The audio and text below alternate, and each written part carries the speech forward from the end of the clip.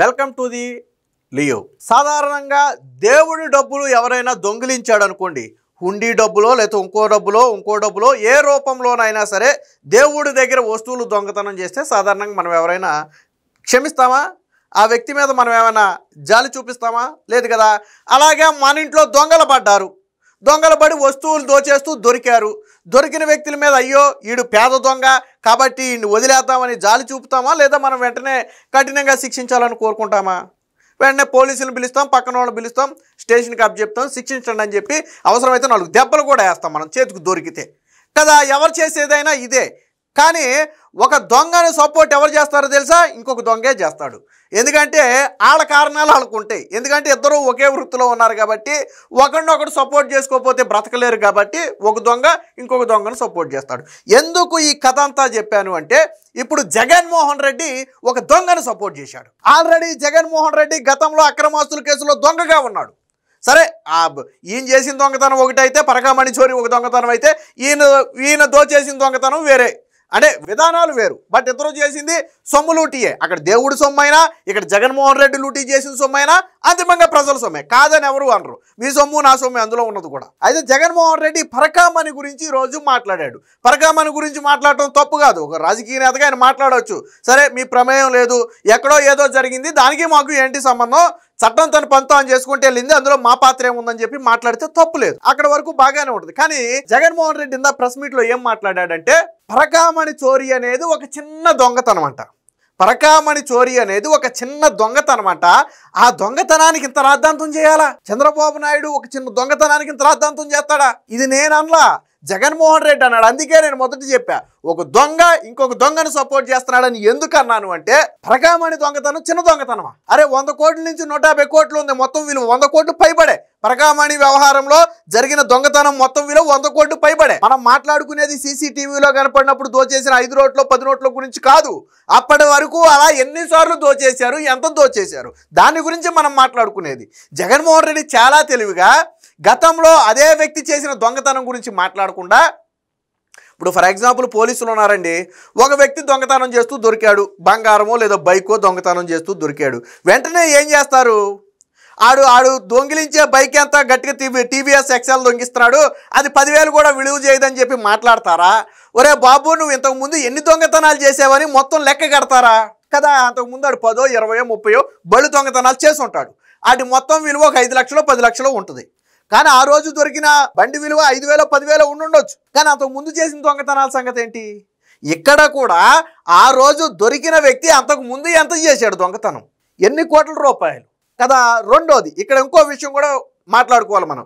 దొంగతనం చిన్నదే, దానికి రాద్ధాంతం చేస్తున్నారని మాట్లాడాడు ఒకటి. రెండోది, న్యాయ వ్యవస్థ మీద కూడా జగన్మోహన్ రెడ్డి వ్యాఖ్యలు చేశాడు. యాక్చువల్లీ ఈ కేసుని ఎవరండి తిరగదోడింది? ప్రభుత్వమా? ఎవరు తిరగదోడారు? కేసు మొత్తాన్ని ఇన్వెస్టిగేషన్ చేయమని చెప్పి ఆదేశాలు ఇచ్చింది ఎవరు? హైకోర్టు ఇచ్చింది. ఇందులో రాష్ట్ర ప్రభుత్వం ప్రమేయం ఏమీ లేదే, చంద్రబాబు గారు ఏం కోర్టుకి వెళ్ళలేదే. ఒక జర్నలిస్టు గత ప్రభుత్వ హయాంలో ఇలా జరిగితే దాన్ని రాజీ చేసుకున్నారని ఒక జర్నలిస్టు కోర్టుకి వెళితే, కోర్టు దాని మీద ఎంక్వైరీ చేసి అసలు దేవుడు సొమ్ముని దొంగలించిన వ్యక్తితో మీరు రాజీ ఎలా చేస్తారని ఆగ్రహం వ్యక్తం చేసి కేసు మొత్తాన్ని కూడా సిఐడికి అప్పగించింది. అలాగే సిఐడి అధికారులు నిర్లక్ష్యంగా వ్యవహరించారని హెచ్చరికలు కూడా జారీ చేసింది. మీరు నిందితులకు కొమ్ముగాస్తున్నారా? నేను ఎప్పుడు చెప్పాను, మీరు ఇప్పటి వరకు ఎందుకు కేసు ఫైళ్లు స్వాధీనం చేసుకోలేదని ఆగ్రహం కూడా వ్యక్తం చేసింది. ఇదంతా ఎవరు చెప్పిన డైరెక్షన్? ఇది హైకోర్టు డైరెక్షన్ కదా. ఇందులో రాజకీయ నాయకుల ప్రమేయం కానీ రాజకీయ ప్రమేయం కానీ లేదు. మరి ఎందుకు జగన్మోహన్ రెడ్డికి అంతగా ఆవేశం? మరి జగన్మోహన్ రెడ్డి ఏమంటాడు? అప్పట్లో చేసిన వాళ్ళు న్యాయమూర్తులు కాదా, న్యాయవాదులు కాదా? ఎవరెవరి మీద నుంచో ఒత్తిడి తీసుకొచ్చి, అంటే డైరెక్ట్గా పేర్లు చెప్పలేక సుప్రీంకోర్టులో ఎవరినో తీసుకొచ్చి, హైకోర్టులో ఎవరినో తీసుకొచ్చి దీన్ని రాద్ధాంతం చేస్తున్నారని న్యాయ వ్యవస్థ మీద కూడా ఇండైరెక్ట్గా వ్యాఖ్యలు చేశాడు. అది కూడా తప్పే. ఒక రాజకీయ నేత అయ్యుండి, మాజీ ముఖ్యమంత్రి అయ్యుండి, రేపో మాపో నేను ముఖ్యమంత్రి కావాలని పోరాడుతున్న వాడు అయ్యుండి 10 మందికి ఆదర్శంగా ఉండాల్సిన నువ్వు ఒక దొంగతనాన్ని చిన్న దొంగతనం అనడమే కాకుండా న్యాయ వ్యవస్థ మీద విమర్శలు చేయడానికి సిగ్గు లేదా జగన్మోహన్ రెడ్డి? తప్పు కదా. నిన్ను చూసి ఇంకో 10 మంది ఇలా ఉండాలా మనం అనుకోవాలి. కానీ ఓహో జగన్మోహన్ రెడ్డి చిన్న దొంగతనం అన్నాడంటే అసలు దొంగతనమే కాదు. రేపటి నుంచి వైసీపీ నాయకులు వైసీపీ కార్యకర్తలు బయలుదేరతారు, దొరికిన కాడికి దోచేస్తారు. దోచేసి చిన్న దొంగతనమే కదా, మా నాయకుడు ఏమనలే. జగన్మోహన్ రెడ్డి ఇంట్లో ఒక చిన్న వస్తువు కొట్టేసి ఊరుకుంటాడని నేను అడుగుతున్నా. జగన్మోహన్ రెడ్డిని కలవడానికి వచ్చిన ఒక వ్యక్తి ఆ ఇంట్లో చిన్న వస్తువు కొట్టేస్తే జగన్మోహన్ రెడ్డి కానీ ఆ సెక్యూరిటీ కానీ ఊరుకుంటారా? నేను అడుగుతున్నా, చిన్న దొంగతనమే కదా, అంత ఎందుకు టీ తాగిన కప్పు బాగుందని జేబులో పెట్టుకున్నాడు, ఊరుకుంటాడు జగన్మోహన్ రెడ్డి? జగన్మోహన్ రెడ్డి ఊరుకుంటారా? ఇంట్లో కప్పు తీసుకొస్తే ఊరుకోడు కదా. మరి దేవుడు సొమ్ము దొబ్బేస్తే ఎలా ఊరుకుంటారా జగన్మోహన్ రెడ్డి? దేవుడు సొమ్ము దొబ్బేసిన వాడితో రాజీ ఏంటి? అది కదా ప్రశ్న. ఎవరు చేయమన్నారు రాజీ? ఎవరు అతని దగ్గర ఆస్తులను కొంత దేవస్థానానికి రాయించి మిగిలిన ఆస్తులు ఎవరు రాయించుకున్నాడు? వీటి గురించి ఎందుకు మాట్లాడడం మనం? సో ఏం మాట్లాడాడు చూడండి జగన్మోహన్ రెడ్డి ఒకసారి. ఈ పరకామణి కేసులో ఆశ్చర్య కలిగించే కేసు ఈ రోజు నిజంగా ఆశ్చర్య. పరకామణి అనేది కేసు ఏంది అని ఒకసారి చూస్తే, ఆ రోజు హుండీ డబ్బులు లెక్కిస్తూ లెక్కిస్తూ తెలుగు రావట్లేదు, చిన్న చోరీ ఏనండి, 9 నోట్లు, $9 వర్త్ 72,000 ఇండియన్ కరెన్సీ. 9 అమెరికన్ డాలర్లు అంట, 72,000 అంట. జగన్మోహన్ రెడ్డి గారి ఫస్ట్ క్లాస్ తెలివి. ఆ డాలర్ విలువ 80 రూపాయలు, 70 రూపాయలు, 80 రూపాయల మధ్యలో ఉండుంటుంది మేబీ, అటు ఇటుగా. అంటే 720 రూపాయలు అనబోయి దాన్ని ఎలా అన్నాడంటే 72,000 అన్నాడు. మరి ఫస్ట్ క్లాస్ స్టూడెంట్ కాబట్టి ఆ మాత్రం చెప్పడంలో తప్పులేదు. సరే, ఆయన నోటితో చెప్పినా అది 72,000 అప్పుడు దొబ్బేసింది. సరే, అదే నిజం అనుకోండి, కాసేపు మనమే తప్పు అనుకోండి. 72,000 దొబ్బేస్తే అది చిన్న దొంగతనం అనమాట. ఏనండి ఒకసారి $9 చోరీ. న్యాయ వ్యవస్థ మీద చంద్రబాబు నాయుడు గారు దాడి విన్నారా? చిన్న చోరీ అంట, $9 చిన్న చోరీ అంట. అప్పుడు దొరికినప్పుడు $9 జగన్మోహన్ రెడ్డి. అంతకు ముందు దోచుకున్నది ఎంత? అది చెప్పు. $9 దొంగతనం చేసిన వ్యక్తి ఆస్తి దాదాపు 50 కోట్ల నుంచి 100 కోట్లు ఎలా వచ్చింది? 14 కోట్లు ఎలా రాశాడు దేవస్థానానికి? అది చెప్పాలి కదా జగన్మోహన్ రెడ్డి. సమాధానం చెప్పాలి కదా. అంత ఆస్తి దేవస్థానానికి రాయడానికి ఎక్కడి నుంచి వచ్చింది? ఆ వ్యక్తికి దేవస్థానానికి రాస్తే మీరు తీసుకున్నారు కదా, ఎక్కడి నుంచి వచ్చింది? అంటే తను వచ్చే జీతంతో కోట్ల రూపాయలు సంపాదించేశాడా? సమాధానం చెప్పు. పైగా న్యాయ వ్యవస్థ మీద విమర్శలు చూడండి ఒకసారి. తిరుపతి జడ్జి మీద, లోక్ అదాలత్ జడ్జి మీద, వీరిద్దరికి పైనుంచి ఒక సుప్రీం కోర్టు పెద్ద జడ్జి గారు ఒత్తిడి తెచ్చారట. అది అంటే డైరెక్ట్ గా ఎవరని చెప్తున్నాడంటే సుప్రీం కోర్టు పెద్ద జడ్జిని తప్పు అన్నట్టు చెప్తున్నాడు. మరి ఆ సుప్రీం కోర్టు పెద్ద జడ్జి ఎవరో నాకు కూడా తెలియదు ఇప్పటి వరకు వాస్తవానికి. మరి ఆయనకే తెలియాలి. నాకు కూడా ఆశ్చర్యం అనిపిస్తుంది జడ్జి మీద వ్యాఖ్యలు చూస్తే. గురించి మాట్లాడుతా ఉన్నారు. నిజంగా నేను ఒకటే అడుగుతా ఉన్నాను, ఇక్కడ సూటిగా అడుగుతా ఉన్నాను. సమాధానం తెలిసిన మనుషులుగా, చట్టాలు తెలిసిన వ్యక్తులుగా టీటీడీకి మంచి చేయడం కోసం మంచి పరిష్కారం చూపుతూ ఈ జడ్జిలు ఒక మంచి పరిష్కారంలో భాగస్వాములై చూపించడం తప్ప అన్నాడు. జడ్జిల గురించి మనం మాట్లాడొద్దు. ఆ జగన్మోహన్ రెడ్డి చెప్పే ఆ పరిష్కారం ఏంటి?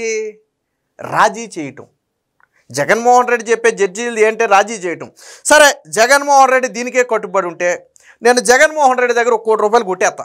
ఏదో ఒక రూపంలో ఎట్టో కట్ట ఆయన ఇంటికి వెళ్ళి ఏదో ఒక రూపంలో 1 కోటి రూపాయలు విలువైన వస్తువులో లేకపోతే ఇంకో రూపంలోనో 1 కోటి రూపాయలు కొట్టేస్తా. రేపు పొద్దున్న జగన్మోహన్ రెడ్డి కరుణించి రాజీ చేసుకుంటాడు వచ్చి కేసులు? నేను అడుగుతున్నా, జగన్మోహన్ రెడ్డి కేసులు రాజీ చేసుకుంటాడా?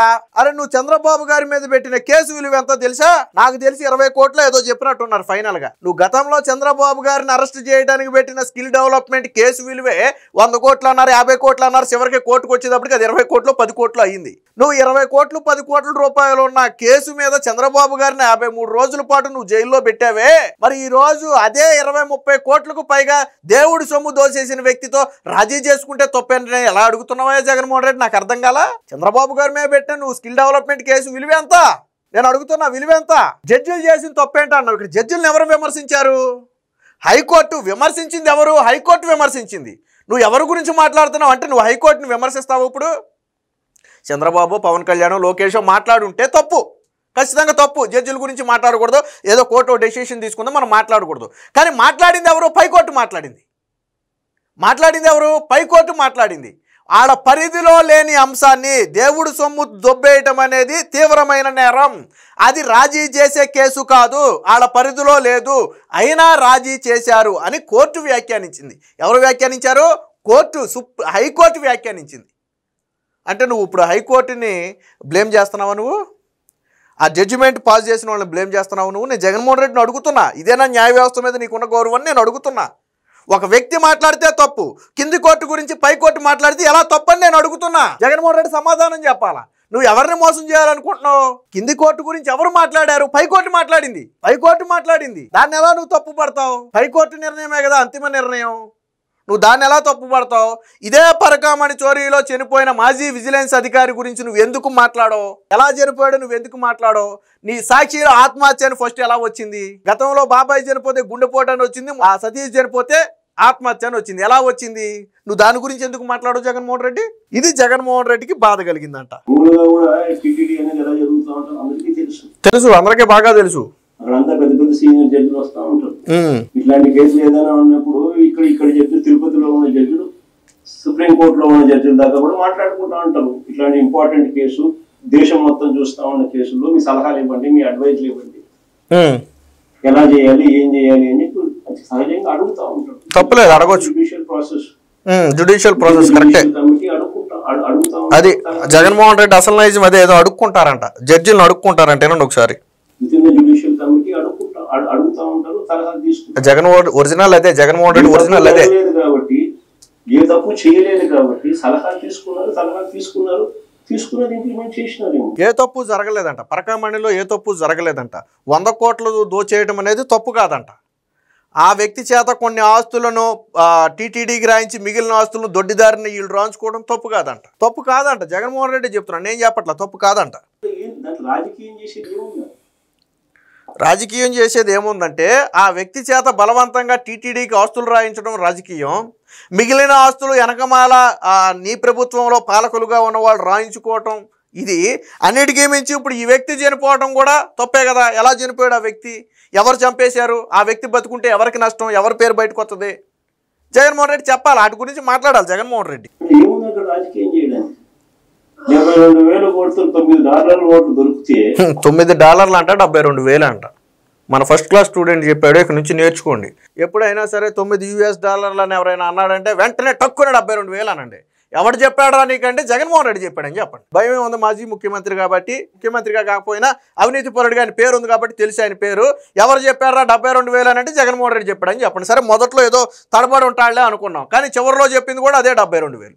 ఇది మన ఫస్ట్ క్లాస్ స్టూడెంట్ గారు ఇన్ని చెప్పాడు కదా. వీటి గురించి ఏదో మాట్లాడారని, అసలు ఈ కేసు గురించి బయటికి తీసింది ఎవరు, మాట్లాడింది ఎవరు ఒకసారి చూద్దాం. ఇక్కడ చూడండి, ఇది ఎవరు మాట్లాడారు. ఇక్కడ పరకామణి చోరీ కేసు రాజీపై సమగ్ర దర్యాప్తు చేయండి, హైకోర్టు 3 కీలక ఉత్తర్వులు.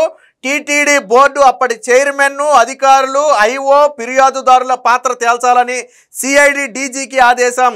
నిందితుడు రవికుమార్ కుటుంబ సభ్యుల ఆస్తులపై కూడా దర్యాప్తుకు ఏసీబీ డీజీకి ఉత్తర్వులు. లోక్ అదాలత్లో రాజీ చేసిన మెజిస్ట్రేట్పై కీలక వ్యాఖ్యలు. ఇప్పుడు నేను చెప్పింది ఇందాక అదే. ఈ లోక్ అదాలత్లో రాజీ చేసిన మెజిస్ట్రేట్ మీద వ్యాఖ్యలు చేసింది ఎవరు? హైకోర్టు చేసింది. మరి నువ్వు జగన్మోహన్ రెడ్డి నువ్వు ఎవరిని విమర్శించావు? హైకోర్టుని విమర్శించావు. లోక్ అదాలత్ జడ్జి మీద వ్యాఖ్యలు చేయడం తప్పు అని నువ్వు ఎవరిని విమర్శించావు? హైకోర్టుని విమర్శించావు. ఏమి రాజకీయంగా ఎవరు విమర్శలు చేయలే, లోక్ అదాలత్ గురించి ఎవరు మాట్లాడలా, హైకోర్టు మాట్లాడింది.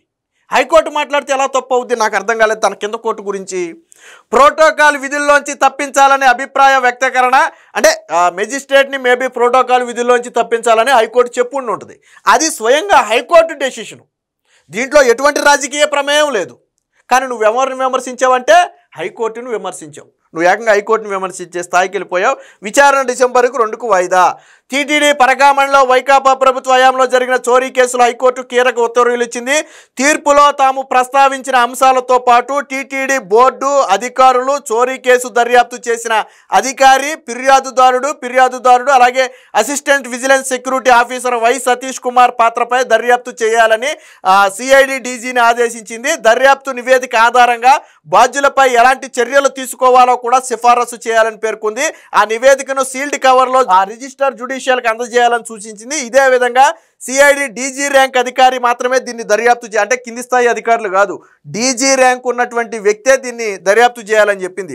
దాంతోపాటు నిందితుడు రవికుమారు అతని కుటుంబ సభ్యులు కూడబెట్టిన ఇతర ఆస్తులు, అమ్మిన కేటాయించిన స్థిర చరాస్తులతో పాటు వారి బ్యాంకు ఖాతాల లావాదేవీలపై ఏసీబీ డీజీ ర్యాంకు పోలీస్ అధికారితో దర్యాప్తు చేయాలని ఆదేశించిన ఆస్తులు వారి ఆదాయానికి తగ్గట్టుగా ఉన్నాయా లేదా అనేది కూడా తేల్చాలని చెప్పింది. అంటే ఈ కీలకమైన తీర్పులన్నీ ఎవరిచ్చారు?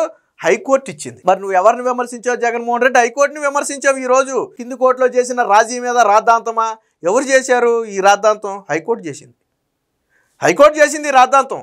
అంటే జగన్మోహన్ రెడ్డి పరకామణి చోరీ వ్యవహారంలో భుజాలు తడుముకుంటున్నాడు. ఎవరి పేరు బయటకు వస్తుందా, ఎవరి పేరు బయటకు వస్తే అందులో ఎవరి ఇన్వాల్వ్మెంట్ ఉందని ప్రజలు భావిస్తారా అని జగన్మోహన్ రెడ్డి భుజాలు తడుముకుంటున్నాడు. గుమ్మడికాయల దొంగ ఎవడంటే నువ్వెందుకే భుజాలు తడుముకోవటం? అసలు పరకామణి ఇష్యూ గురించి నువ్వు మాట్లాడాల్సిన పనేలా.